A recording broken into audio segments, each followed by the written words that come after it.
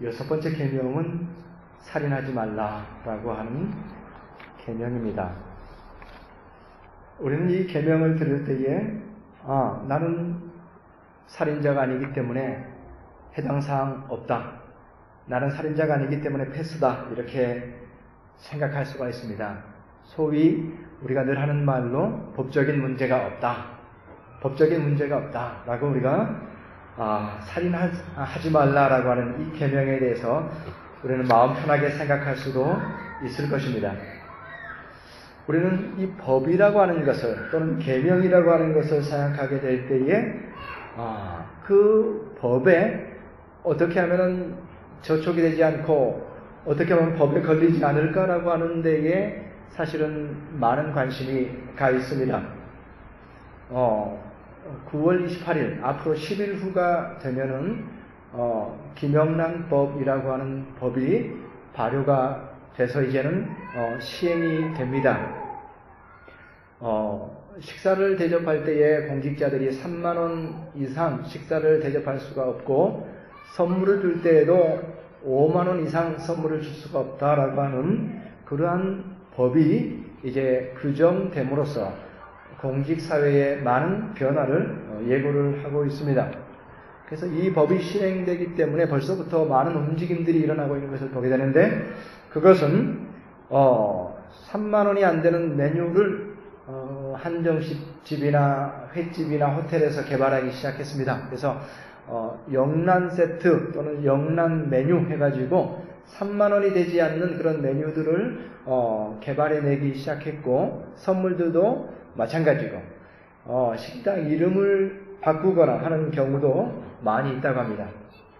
더 나아가서 이 김영란법을 어기는 사람들을 잡기 위한 소위 란파라치, 그래서 혹시 김영란법을 어기는 사람들이 있으면 그래서 사진을 찍어가지고 고발을 하게 되면 보상을 받기 때문에 이 란파라치들이 학원에서 집중적으로 강의를 들으면서 어떻게 하면 이 란파라치들을 잡을 것인가라고 법을 연구하고 있는 그런 활발한 활동이 이어지고 있다고 합니다. 어떻게 하면은 이러한 이 새로운 법에 대해서 그 법망을 피해갈 것인가 아니면 이 법을 가지고서 어떤 이익을 볼 것인가라고 하는 것이 참으로 재빠르게 움직이고 있다라고 하는 것을 알 수가 있습니다. 그러나 우리가 먼저 생각해야 될 것은 어떻게 하면 법을 빠져나갈 수 있을 것인가라고 하는 것을 먼저 생각하면 안 되죠. 가장 먼저 생각할 것은 그 법의 취지가 무엇인가, 그 법의 근본적인 정신이 무엇인가를 먼저 생각하는 것이 합당하지 않겠습니까? 그 법의 근본적인 취지는 부정부패를 금지하기 위해서 부정청탁을 금지하고 금품수수를 금지한다라고 하는 것이 이 법의 취지입니다. 그래서 우리나라가 부패 왕국이 되어 있고 부정부패로 인해서 명성이 높은데 이제는 우리 수준에 맞게 그러한 부정부패를 우리가 좀 끊어보자, 그 안 좋은 꼬리표를 좀 떼보자 라고 하는 차원에서 이 법이 시작이 됐습니다. 그렇기 때문에 그 법의 근본적인 취지를 먼저 생각하고 그 법의 가치를 생각하는 것이 마땅함에도 불구하고 우리의 삶은 그 법을 어떻게 하면 피해갈 것인가 라는 데에만 관심이 있는 것을 보게 됩니다. 바로 이것이 우리가 살인하지 말라라고 하는 이 계명을 다시 생각해 봐야 될 이유가 되는 것입니다. 살인하지 말라라고 하는 이 계명은 단지 육신적인 생명을 빼앗지 말라라고 하는 것만을 의미하는 것이 아니라는 것이죠.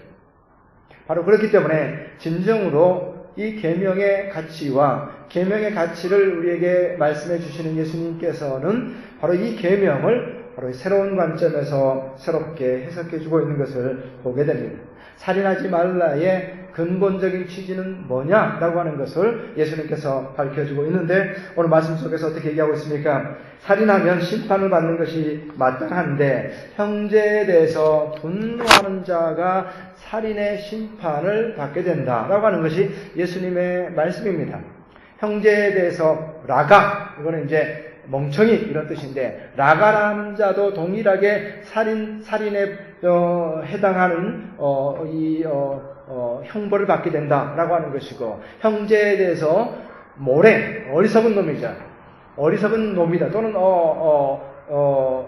몹쓸 놈이다. 이런 의미가 모래라고 하는 말에 들어가 있는데, 형제에게 분한 마음으로 라가라 하든지 형제에게 분노의 마음으로 모래라고 하든지 이 말을 할 때에, 그래서 그 형제에게 바로 이 자신의 분노를 쏟아놓는 것이 살인에 해당되는 것이다 라고 예수님께서 말씀하고 있는 것입니다. 이것이 예수님께서 이 6계명을 새롭게 바라보고 있는 새로운 관점입니다. 예수님께서 살인을 금지하고 계시는 것의 의미는 인간의 생명의 존중입니다. 예수님께서 살인을 금지하고 있는 것의 그 말씀의 의미는 인간 존재에 대한 존중입니다. 단지 생명을 빼앗지 말라라는 것을 의미하는 것이 아니라 인간 존재에 대한 존중, 그 어느 누구에게도 분노를 표치려서는 안 되는, 어느 누구에게도 분노를 통해서 그의 존엄성을 훼손해서는 안 되는 존재가 바로 인간이다 라고 하는 인간의 생명과 인간의 존엄성에 대한 재발견, 인간의 존엄성에 대한 새로운 가치 부여를 예수님께서는 바로 이 제6계명을 통해서 우리에게 하고 있는 것을 보게 됩니다. 생명을 끊는 것만이 문제가 아니라 분노를 통해서 인간의 그 존재와 인간의 존엄성을 위협하는 것 또한 이것이 살인에 해당된다라고 하는 것을 얘기하고 있습니다. 그리고 보면은 모든 살인의 뿌리, 왜 살인이 시작되었는가라고 하는 것을, 그 뿌리를 찾아보게 된다면 그 뿌리가 분노에 있다라고 하는 것을 알게 됩니다. 살인은 결과에 지나지 않습니다. 그 근본에는 무엇가 있습니까? 바로 분노가 있는 것을 알게 됩니다. 분노가 우리 가운데 어떻게 드러나는가에 따라서 살인으로 귀결될 수도 있다라고 하는 것을 알게 되는 것이죠. 성경에서 우리 가인과 아벨의 얘기 잘 알고 계시죠? 아벨의 제사만 하나님께서 받으셨을 때에 가인이 그것에 대해서 어떻게 반응합니까? 성경에 이렇게 기록이 되어 있습니다. 가인이 분하여 안색이 변했다. 이렇게 얘기하고 있습니다. 아벨의 제사만 받은 그러한 상황들로 인해서 가인은 분해가지고 안색이 변했다. 그리고 그 결과가 무엇입니까? 그 동생을 돌로 쳐서 죽이는 결과로 이어지게 되었습니다.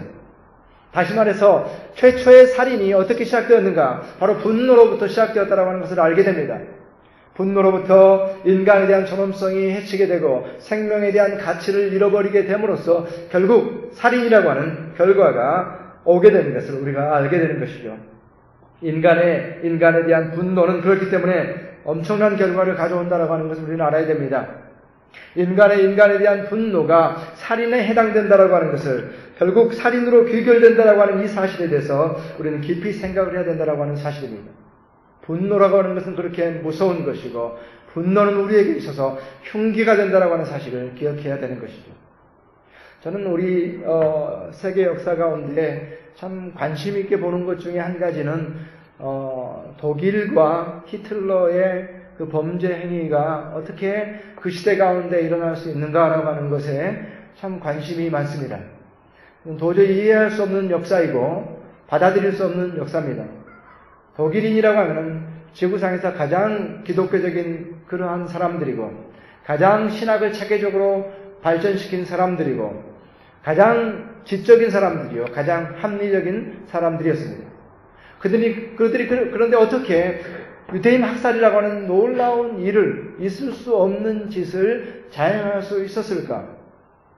그들에게는 무슨 일이 있었던 것인가? 라고 하는 것을 생각해 보게 될 때에 그 히틀러라고 하는 사람을 통해서 다름 아니라 그들이 분노라고 하는 것에 불을 지폈다라고 하는 것을 알게 됩니다. 그들이 분노에 사로잡혔을 때 모든 것을 잃어버렸습니다. 그들이 분노에 사로잡혔을 때 그들은 있을 수 없는 행위를 하고 있는 것을 보게 되는 것이죠. 인간에게 있어서 분노라고 하는 것이 얼마나 무서운가를 우리는 알게 됩니다. 히틀러가 말합니다. 독일은 유태인에게 심장이 찔린 독수리다라고 외치기 시작합니다. 독일은 유태인들에게 심장이 찔렸다라고 얘기하고 있습니다. 이것을 통해서 바로 그들은 분노의 기름을 붓게 되고, 분노에 사로잡혔을 때에 그들은 모든 것을 잃어버리게 되었습니다. 놀라운 역사를 일으키게 되는 것을 보게 되는 것이죠. 바로 우리는 내가 분노에 사로잡혔을 때에 그 분노로 인해서 나 자신을 잃어버릴 수 있다라고 하는 이 사실을 분명하게 기억해야 됩니다. 내가 나를 지키기를 원한다라고 한다면 우리는 분노로부터 벗어나야 되는 것이죠.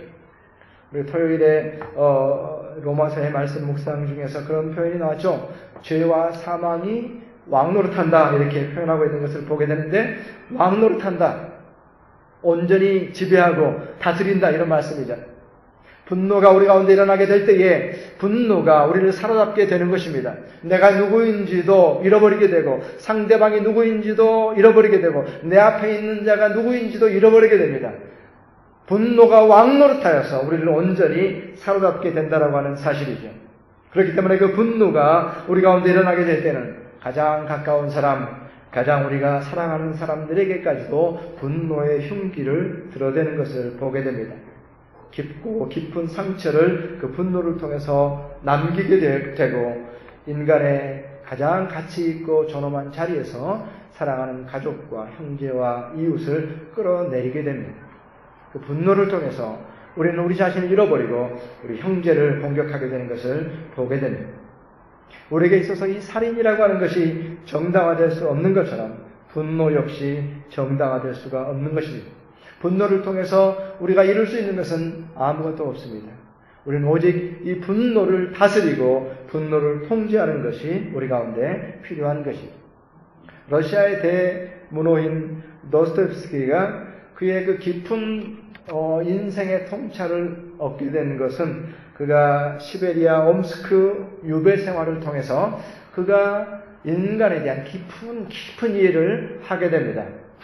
그가 30대를 귀족 출신으로 또 정치범으로서 일반 그 죄인들과 함께 유배 생활을 하면서 거기서 살아가는 그 모든 삶에서 그 스스로 고백하기를 나는 그때 지옥을 경험하였다라고 고백하는 것을 보게 됩니다. 그 일반 죄인들, 전국에서 몰려온 수많은 죄인들과 함께 살아가면서 그는 그 가운데 참으로 그들을 도저히 받아들일 수 없는 증오와 믿음으로 가득 차게 되는 것을 보게 되는 것이죠. 그들에게 있어서 나는 그들의 악취가 너무나도 싫었습니다. 그들에게 나는 너무나도 악취, 그리고 참으로 그들의 험악한 말들, 음담패설, 욕설, 이것이 너무나도 그에게는 견딜 수가 없는 것이었고 증오스러운 것이었습니다. 그들이 결코 후회하지 않고 뉘우치지 않고 끊임없이 자신의 범죄에 대해서 얘기하고 있는, 자랑스럽게 말하고 있는 범죄에 대한 추억, 이 모든 것들이 도스토옙스키를 그야말로 견딜 수 없게 만들었고 그는 끊임없이 증오 가운데서 그들을 증오하면서, 도스토옙스키는 그 죄인들을 증오하고 죄인들은 귀족 출신인 그를 증오하면서 서로가 서로에 대한 증오로 가득 찬 삶을 그 감옥에서 살게 되는 것을 보게 됩니다.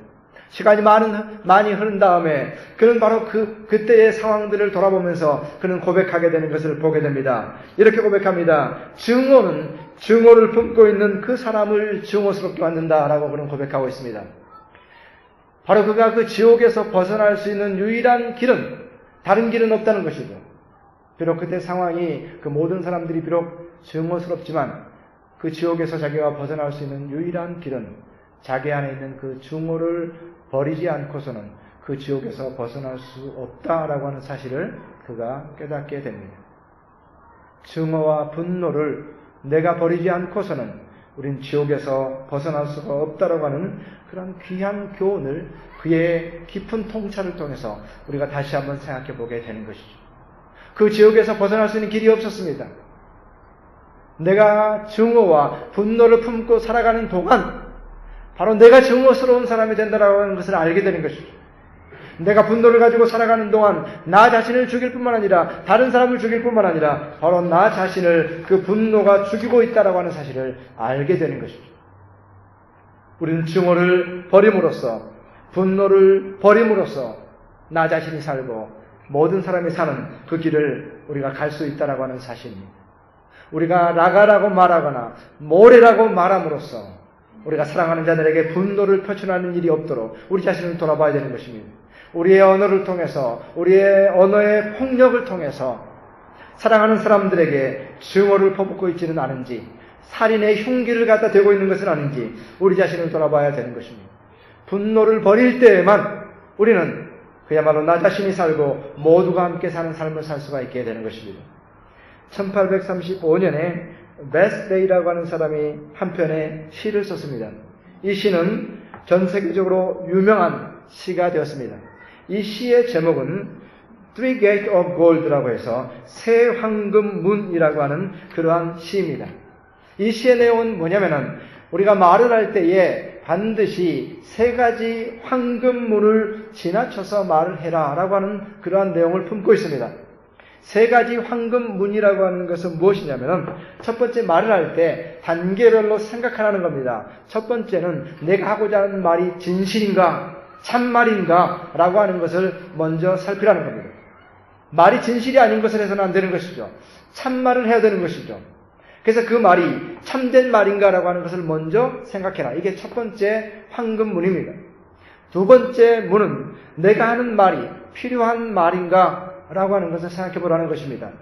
정말로 그 말이 진실이라고 할지라도 그 말이 필요한 말인가? 정말 내가 해야 될 말인가라고 하는 것을 생각하는 것이 두 번째 황금문이 됩니다. 세 번째 문은 그것이 친절한 것인가? Is it kind? 라고 하는 질문입니다. 과연 내가 하고자 하는 이 말이 그야말로 필요한 말을 어떻게 하는가? 친절한 것인가? kind 이것을 묻는 것은 사랑의 동기를 묻는 겁니다. 내가 사랑의 동기를 가지고 정말로 내가 말하는 이 상대방을 사랑하는 마음을 가지고 이 말을 하고 있는가? 아니면 다른 이유를 가지고서 이 말을 하고 있는가를 살펴보라는 것입니다. 그래서 이 세 가지 황금문을 다 통과해서 말을 하고 나면 그가 마지막 시의 이 마지막에 표현하기를 어떻게 얘기하고 있느냐면은 당신이 말한 그 결과에 대해서 아무런 걱정도 할 것이 없을 것입니다. 라고 이 시가 끝납니다. 이 세 가지 황금문을 지나고 나면 당신이 어떤 말을 하든지 아무런 걱정할 필요가 없습니다. 당신은 필요한 말을 하였고 의미 있는 말을 하였습니다. 라고 하는 것을 오늘 이 시를 통해서 표현해 주고 있는 것을 보게 됩니다. 우리가 참으로 어떤 말을 하는가에 따라서 그 결과가 온전히 달라지는 것이죠. 죽이는 말이 아니라 살리는 말들을 하게 되는 것을 보게 되어지고 인간의 생명과 존엄성을 높이는 말을 하게 되는 것을 보게 됩니다. 그 결과가 너무나도 달라지는 것이죠. 같은 말을 하지만 살리는 말도 있고 같은 말을 하지만 영혼에 끊임없이 상흔을 내는 그러한 말들이 있는 것을 보게 됩니다. 우리가 분노를 가지고 그 말을 하기 시작할 때에 끝없는 영혼에 상처를 주고 그 영혼을 죽이고 있다라고 하는 사실을 깊이 인식해야 되는 것입니다. 오늘 이 말씀 속에서 예수님께서 예배를 드리러 가는 데에 예배를 드리고 재물을 가지고 예배를 드리러 가는 데에 먼저 형제에게 원망받을 만한 일이 생각이 날 때에 그때 너희는 그 재물을 두고 가서 형제와 화목하라 라고 하는 이 말씀을 통해서 살인하지 말라라고 하는 계명의 새로운 의미를 우리에게 부여해 주고 있습니다. 그래서 뭐냐면은 이 분노의 문제를 어떻게 할 것인가라고 하는 그 부분입니다. 내 안에 끝없이 일어나고 있는 내가 감당할 수 없는 이 분노가 없어야만 사람을 죽이지 않는데 살인하지 않는데 내 안에 일어나고 있는 이 끊임없는 분노를 내가 어떻게 할 거냐라는 그 문제죠. 바로 그 문제에 있어서 하나님 앞에 예배드리는 자가 하나님 앞에 나온 자가 그 분노의 문제를 해결하고 있는 것을 보게 됩니다. 우리는 이 말씀을 통해서 단지 예배드리기 전에 가서 화해해라고 하는 화해가 우선이다라고 하는 그러한 차원은 나중에 생각하기로 하고 먼저 생각해 보기를 원하는 것은 예배를 드리러 갔다가 화해하라라고 하는 이 말의 의미는 바로 이 분노를 조절하고 분노를 컨트롤하고 진정으로 우리의 관계들 가운데에 화해를 가져올 수 있는 길이 하나님 앞에 있다라고 하는 사실을 우리에게 깨우쳐 주고 있습니다. 우리 스스로는 이 분노의 문제를 해결할 수가 없습니다. 우린 연약합니다. 다룰 수가 없습니다. 그러나 하나님 앞에 예배하러 나온 자, 자기 인생을 하나님 앞에서 바라보는 자, 모든 인간을 하나님의 피조물로 바라보는 자, 하나님께서 말씀하신 계명을 마음에 품고 있는 그 사람은 자기 스스로 감당할 수 없는 분노의 문제를 해결할 수 있다라고 하는 사실이죠. 우리 스스로는 도저히 용서할 수 없지만 하나님 앞에서는 용서가 가능하다라고 하는 진리입니다. 이것이 분노에 대한 참으로 우리가 반드시 기억해야 될 놀라운 사실이며 오늘의 말씀 속에서 예수님께서 분명하게 지적해주고 계십니다. 살인이라고 하는 것은 분노를 표출하지 않는 것이다라고도 말씀하고 계시지만 그 분노의 문제를 넘어서 화해로 나가는 길이 어디 있느냐? 하나님 앞에 있는 자만이, 자신을 하나님 앞에 세울 수 있는 자만이 그러한 화해와 분노를 이기는 길로 나아갈 수 있다는 것을 오늘 우리에게 말씀해주고 있는 것을 보게 됩니다. 우리 모두는 그러한 경험을 가지고 있을 것입니다. 어떤 사람을 생각할 때에 도저히 용서할 수 없는 사람, 어떤 사람을 생각할 때에 분노가 결코 사그라들지 않는 사람, 그러한 사람들이 있을 것입니다. 저 자신에게도 있습니다. 그건 도저히 감당할 수 없는 것이고 나로서는 해결할 수 없는 문제입니다. 놀랍게도 한 가지 가능성을 보았습니다. 마치 엄청나게 큰 문이, 사람의 손으로는 도저히 열 수 없는 엄청나게 큰 구리문이 조그맣게 삐끗이 열리면서 그 문 사이로 어두컴컴하던 그 건물의 내부가 그 문틈 사이로 비추는 빛을 통해서 조그맣게 그 빛이 비춰지는 것처럼 바깥으로부터 그 조그만 빛이 그 문틈 사이로 비춰지는 것처럼 나 스스로는 도저히 그 분노를 어찌할 수 없고 도저히 용서할 수 없지만 그러나 그 문제를 하나님께 가지고 나왔을 때에 그 사람을 위해서 그 사람의 이름을 부르면서 기도했을 때에 마치 그 문이 열리고 빛이 들어오는 것처럼 용서의 가능성, 분노를 내려놓을 수 있는 가능성이 그것으로부터 오는 것을 저는 개인적으로 경험하였습니다. 우리 모두는 그 분노를 어찌할 수가 없습니다. 그러나 하나님 앞으로 가져올 때에 하나님께 그 문제를 맡기고 탄식할 때에 그 한 가지 가능성, 그 유일한 가능성이 우리에게 열리는 것입니다. 우리는 분노를 어찌할 수 없습니다. 그러나 하나님 앞에 예배하러 나온 그 자가 하나님 앞에 나왔을 때에 하나님으로 인하여서 그 분노를 해결할 수 있는 길이 시작된다고 하는 것을 분명하게 기억해야 됩니다. 우리는 우리의 분노를 어찌할 수 없지만 하나님 앞에서는 이 분노를 해결할 수 있다. 인간의 살인까지 이어지는 이 분노를 하나님 앞에서는 해결할 수 있다고 하는 이 사실을 깊이 기억해야 됩니다. 이러한 사실에 대해서 가장 우리에게 모범적으로 보여주고 있는 한 사람이 있습니다. 그는 바로 다윗입니다. 그는 사울에 의해서 쫓기는 신세가 됐습니다. 사울이 군대를 가지고서 다윗의 생명을 취하기 위해서 쫓습니다. 광야로 몰려갑니다. 참으로 블레셋으로 쫓겨다닙니다. 굴들을 숨어 다니면서 그 군대들을 피해 다닐 때에 다윗의 마음은 어땠을까요? 광야니까, 굴에 숨어서 지내니까, 야영하는 기분으로 우리가 지낼까? 이렇게 도망 다녔을까요? 그렇지가 않습니다. 시편을 보게 되면은, 다윗이 그 마음이 어떤 마음을 품고서 살아가는지를 보여주는 그러한 시편들이 55편, 56편, 57편, 8편까지 이어지는 것을 보게 돼요. 바로 그 순간의 마음은 사울에게 쫓겨다니는 다윗의 그러한 마음인데, 놀랍게도 가벼운 마음으로 피신 다니지 내 생명 어떻겠어 이게 괜찮지 그렇게 가볍게 받아들이는 것이 아니었어요. 자기 생명을 쫓는 사울을 향하여서 그 마음속에는 분노가 가득 차 있다라고 하는 것을 알게 됩니다. 억울한 마음이 가득 차 있다라고 하는 것을 그는 표현하고 있어요. 그게 시편 57편부터 이어지는 것을 보게 되는데 다윗이 이렇게 얘기합니다. 나의 56편에 나의 유리함을 주께서 계수하셨사오니 나의 눈물을 주의 병에 담으소서. 이게 이제 모든 사울이 쫓기는 그런 상황 속에서 지금 얘기하는 겁니다. 나의 눈물을 주의 병에 담으십시오. 내가 어떻게 쫓겨다니는지를 주님께서 아십니다. 라고 이렇게 표현하고 있는 것을 보게 됩니다. 57편에 이렇게 되어 있습니다. 내 걸음을 막으려고 그물을 준비하였으니 내 영혼이 억울합니다. 내 걸음을 막으려고 그물을 쳐놓고 그 다음에 웅덩이를 파고 기다리고 있으니까 내 영혼이 억울합니다라고 얘기합니다. 59편은 어떻게 얘기하고 있습니까? 내가 개처럼 울며 성으로 두루다닙니다라고 얘기하고 있습니다. 그 쫓기는 마음이 개처럼 울면서 성을 쫓겨다닌다라고 얘기하고 있습니다. 다윗의 마음은 그야말로 억울한 마음으로 분노로 가득 차 있는 것을 보게 됩니다. 그럴 수밖에 없겠죠. 자기의 생명을 억울하게 쫓는 그 사울을 분노하는 마음으로 대할 수밖에 없는 것을 보게 됩니다. 그러나 56편, 57편, 58편의 이 시편의 말을 통해서 바울은 결단하는 것을 보게 됩니다. 그것은 무엇입니까? 그 분노의 문제를 하나님께 맡기는 결단을 그의 기도 속에서 시편 속에서 하는 것을 보게 됩니다. 우리 방패 되신 주여, 주의 능력으로 그들을 흩으시고 낮추소서. 주님께서 그 일을 하십시오. 주께서 낮추십시오. 주님께서 그들을 흩으십시오라고 이 문제를 하나님께 맡기는 것을 보게 됩니다. 그는 가장 지혜로운 자이며 가장 신앙에 깨어있는 사람입니다. 분노의 문제를 하나님께 가지고 왔고 하나님께 맡기는 것을 보게 됩니다. 시편 57편은 그런 유명한 고백을 하게 됩니다. 내 마음은 확정되었고 내 마음은 확정되었습니다라고 말하고 있습니다. 자기 마음을 붙잡는 거예요. 자기 마음이 분노로 가득 차 있지만 자기 마음을 하나님께 얽어매는 겁니다. 바로 그것이 다윗의 삶이었고 분노를 이기는 길이었습니다. 내 마음은 정해졌습니다. 내 마음은 주님께 묶여 있습니다라고 고백하는 것을 보게 됩니다. 바로 그것이 다윗의 진정한 승리를 가져다 주었습니다.